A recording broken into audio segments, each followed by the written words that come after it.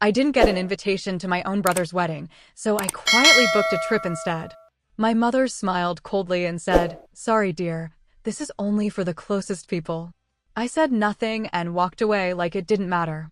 But on the day of the wedding, everything fell apart, canceled over a debt no one could fix. Suddenly, the same family that shut me out was calling, begging for my help. I listened in silence, because by then it was already too late. I never thought checking my mailbox would be the moment my life fractured. For months, I had been obsessively watching for my brother Kevin's wedding invitation, picturing the gold foil and the formal cursive. When the thick, cream-colored envelope finally arrived, my heart didn't just beat, it soared with a relief that brought tears to my eyes. But as I slid the card out, the air left my lungs as if I'd been struck.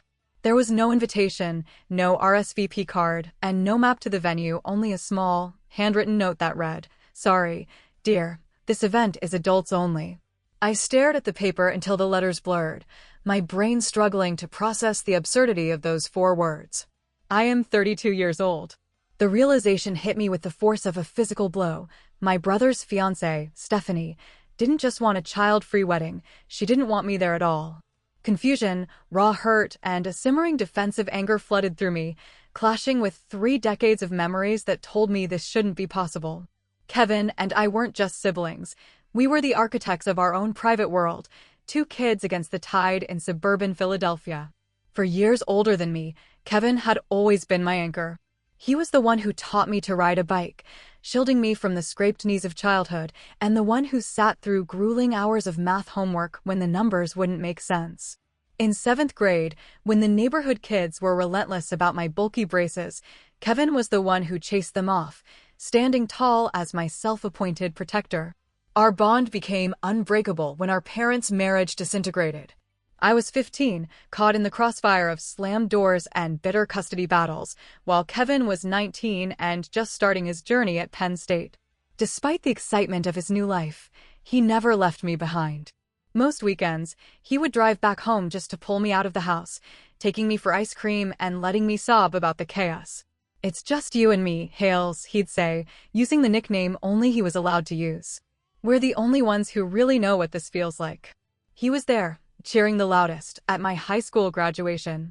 When I suffered my first devastating heartbreak in college, he drove 3 hours in a snowstorm just to bring me chicken soup and distract me with terrible action movies until I finally laughed.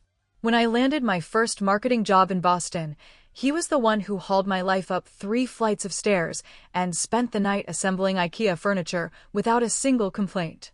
He was my constant in a world that never stopped changing. Then came Stephanie. They met 4 years ago at the prestigious law firm where they both worked. At first, I was genuinely happy for him. His early texts were glowing. She was brilliant. She was a powerhouse in the courtroom, and she actually appreciated his dry, awkward humor. But at our first dinner at an upscale restaurant in Back Bay, I saw a version of my brother I didn't recognize. Kevin, usually so sure of himself, was constantly looking to Stephanie for approval before he spoke. She sat there, polished and poised in a designer dress that cost more than my monthly rent, assessing me with a practiced, chilly smile.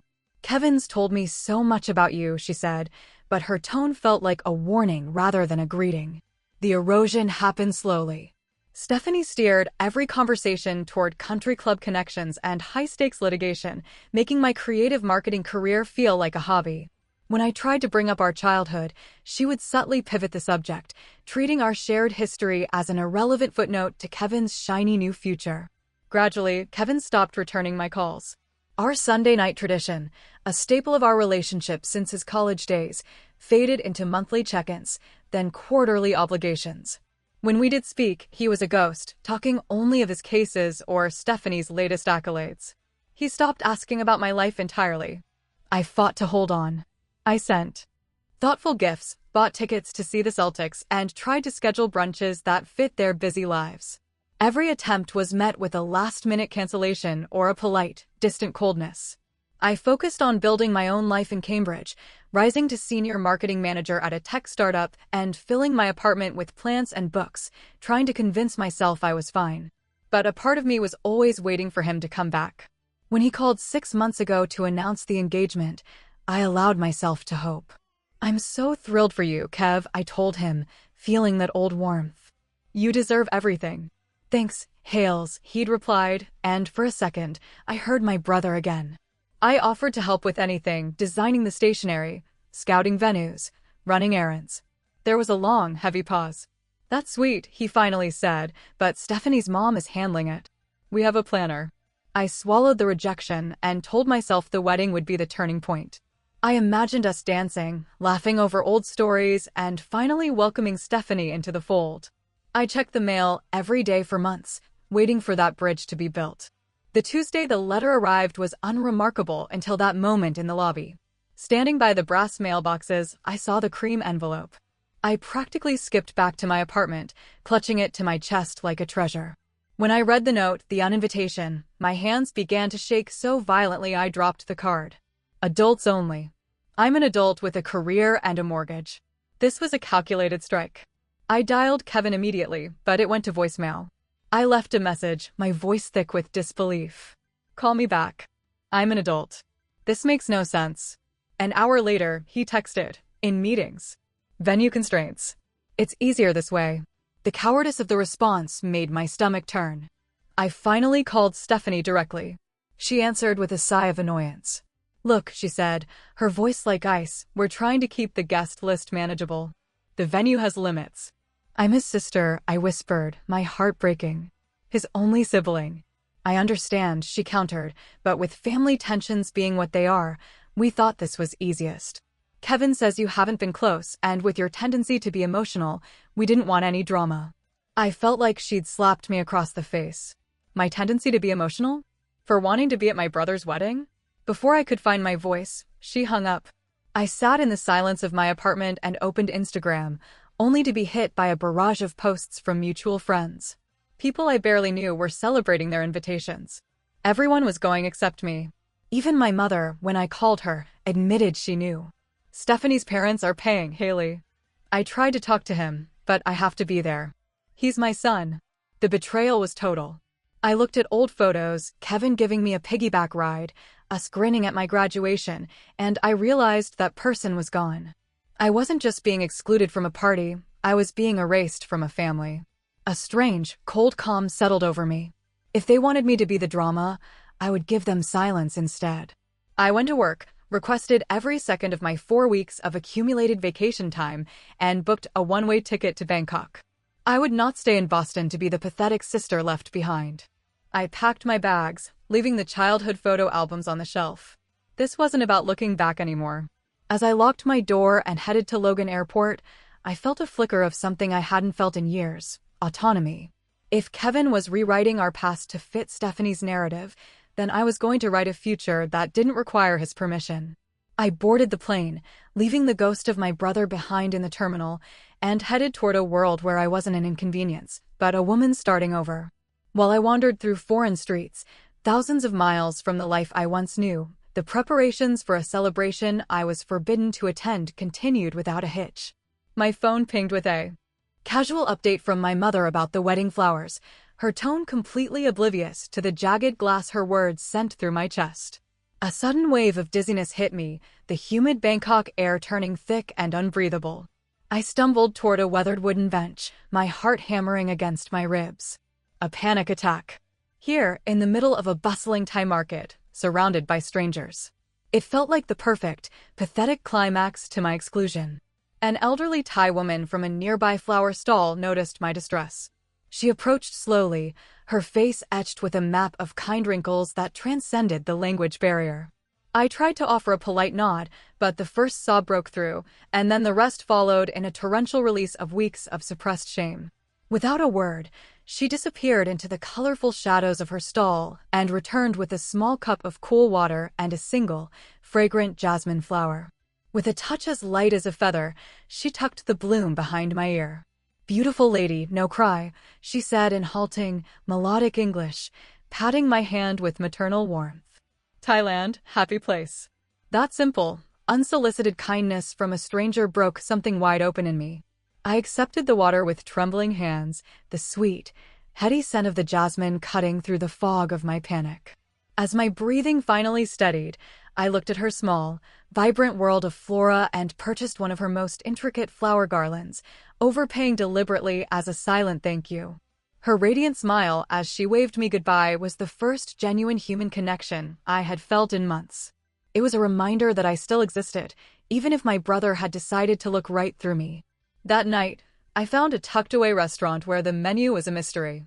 I ordered by simply pointing at a vibrant dish on a neighbor's table. The resulting meal, a fragrant green curry brimming with vegetables I couldn't identify, was the most alive thing I had tasted in years. Every spice seemed to wake up a part of me that had gone dormant. As I savored the heat of the chilies, my phone lit up again. It was Kevin. Mom said she told you about the venue. Hope you're doing well. Miss you. Miss me? The sheer audacity of those two words nearly made me laugh aloud in the middle of the quiet cafe. I didn't respond. Instead, I turned the device completely off and ordered a bowl of mango sticky rice, letting the sweetness ground me. I decided right then that I would leave Bangkok. The city's frenetic, beautiful chaos matched my internal state too closely. I needed a horizon. I needed space to breathe and the quiet required to begin healing. By the next morning, I was on an air-conditioned bus winding through the Thai countryside toward Krabi province. Lush, emerald landscapes, unlike anything in the muted tones of New England, stretched in every direction. I watched palm trees, flooded rice paddies, and the golden, glinting roofs of village temples flash by the window. For the first time since that cream-colored envelope arrived, I felt a flicker of genuine gratitude. If I had been included, I would be in Boston right now, suffocating under the weight of centerpieces and forced smiles, playing a supporting role in someone else's scripted life. Instead, I was the protagonist of a journey I never saw coming. Railay Beach looked like a postcard brought to life. Towering limestone cliffs loomed over turquoise waters, and long-tailed boats bobbed rhythmically on the tide. My beachfront hostel was modest, but the view of the sunset was priceless. On my second evening, the sound of a familiar, distinctive laugh drew me toward a beach bonfire. It was Audrey, the woman from the Bangkok hostel. She spotted me immediately and waved me over. "Boston, come join us," she shouted. The circle opened up and suddenly, I had a tribe. There was Audrey from Vancouver, Tyler, a soulful American photographer from Seattle, Maya, a Canadian teacher on her summer break, and Luis, a Spanish chef with a quick wit. When Maya passed me a local beer and asked what brought a woman like me to Thailand solo, I gave my practiced, defensive answer, just needed a change of scenery. Tyler, leaning back against a log, gave me a knowing look. Most people don't fly across the world on a whim just for the scenery, Haley. There's usually a story there. The combination of the firelight, the vast darkness of the Andaman Sea, and the feeling of being among people who didn't know the old me loosened my grip on my privacy. "My brother is getting married," I said, the words feeling heavy. And I wasn't invited. There was no awkward, pitying silence.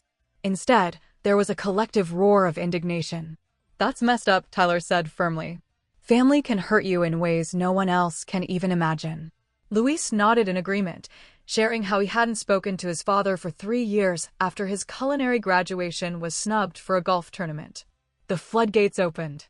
I told them everything: the childhood forts, the divorce we survived together, Stephanie's coldness, and the adult's only lie. As I spoke, the hurt stopped being a private shame and became a shared human experience. Tyler confided that his own sister had cut him off years ago because her husband viewed his photography career as a bad influence. At some point, Tyler said, his voice quiet, "You have to accept that you can't force someone to want you in their life. Especially family." The next day, I joined them for an island-hopping excursion.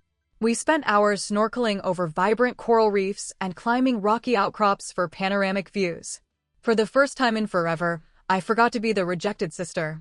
That night, I saw an email from my boss. "Team misses you, but take all the time you need. Your position is secure." That safety net gave me the courage to extend my stay. I messaged my new friends about traveling north to Chiang Mai, and to my delight, they were all in. In the mountains of the north, we volunteered at an elephant sanctuary. The director told us that elephants never forget their families, they mourn their dead and protect their vulnerable. Watching a mother elephant guide her calf through the mud, I felt tears prick my eyes. Tyler saw it and handed me his camera. "Focus on them," he suggested. "Focus on what's in front of you. not what's in your head. A few days later, a Buddhist monk at a local temple spoke to us about attachment. He explained that we suffer because we cling to expectations of how relationships should be. The path to peace isn't forcing reality to match your dreams. It's adjusting your heart to accept what is. I realized I had been fighting for a version of Kevin that no longer existed. Then, the actual wedding day arrived. I woke up at 3 a.m. in a full panic. I slipped out to the guest house balcony, where Tyler found me. He knew. Today's the day, isn't it? I nodded. He sat with me as the sun rose over the golden stupas of Chiang Mai. He told me that some people need to erase their past to move forward, and that it said everything about Kevin and nothing about me. With Tyler's help, I wrote a letter. Not an angry one, but an honest one.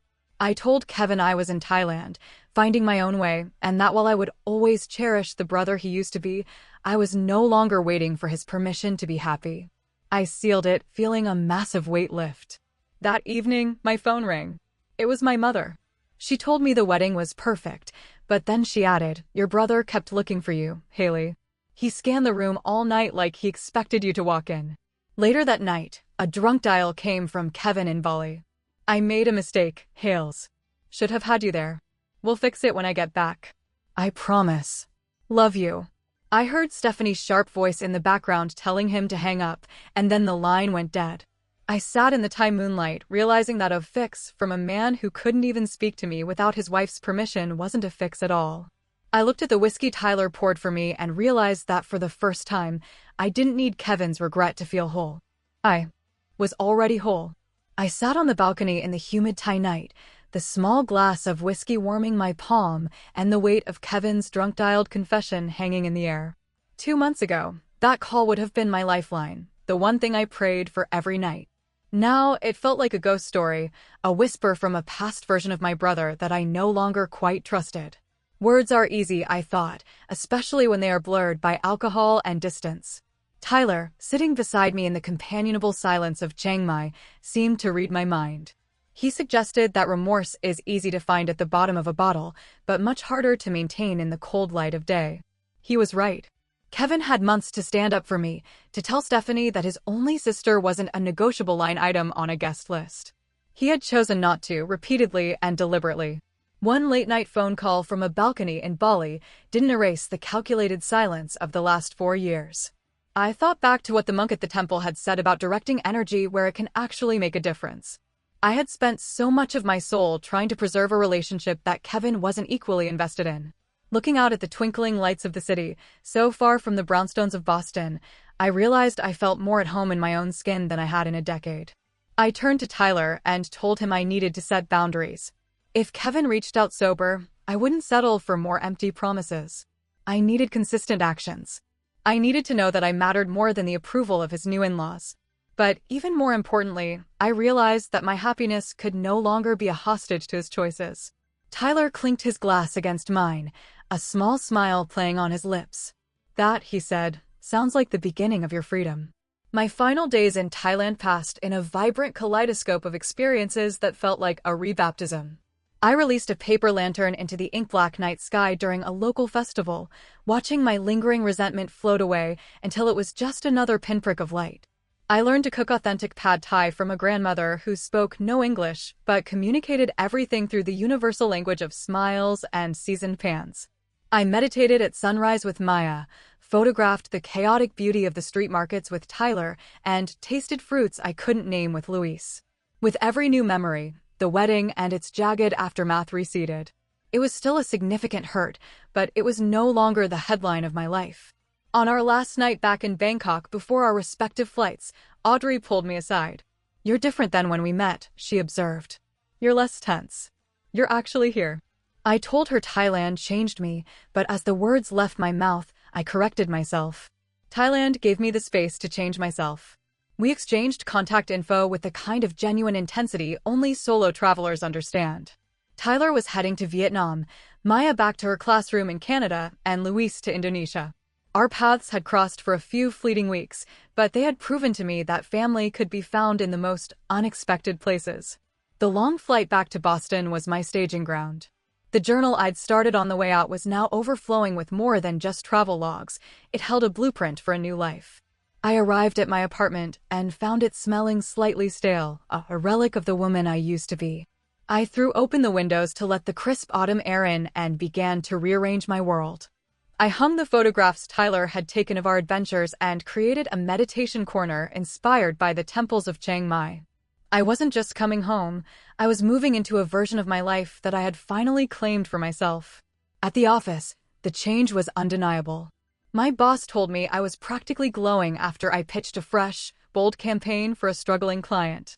I worked hard, but I stopped staying late just to fill the void of a lonely evening. I joined a hiking group, took photography classes, and turned my kitchen into a laboratory for Thai spices. I was busy living, not just waiting for the phone to ring. 2 weeks after my return, Kevin texted. He was back from the honeymoon and wanted coffee. We met at a neutral cafe halfway between our neighborhoods. When he walked in, I was struck by how ordinary he looked. He wasn't the hero of my childhood or the villain of my recent nightmares. He was just a man. He told me I looked great, different somehow, and then he started to fidget. "I'm a terrible brother," he blurted out. I knew the invitation situation was wrong, and I went along with it anyway. I asked him why. He sighed, looking defeated. He talked about Stephanie's vision, her parents' financial contributions, and the conditions that came with their money. He told himself it was just one day. But it wasn't just one day, I told him firmly but quietly. It was a symbol of the way you've let your life erase mine. He didn't deny it. He admitted he didn't know how to balance Stephanie's jealousy of our childhood bond with the reality of keeping me in his life. I told him I wasn't asking to be his first priority, but I was demanding to be valued. "Love isn't a feeling, Kevin," I said, surprising myself with my own directness. "It's showing up. It's making the difficult choices." I told him that moving forward, I needed to see consistent effort, not just convenience. The old Haley would have forgiven him instantly, terrified of losing him again. The new Haley knew she was worth the effort of a real relationship. We talked for 2 hours, unearthing years of buried resentments. There were no miracles that day, just two adults trying to see if a broken bridge could still hold weight.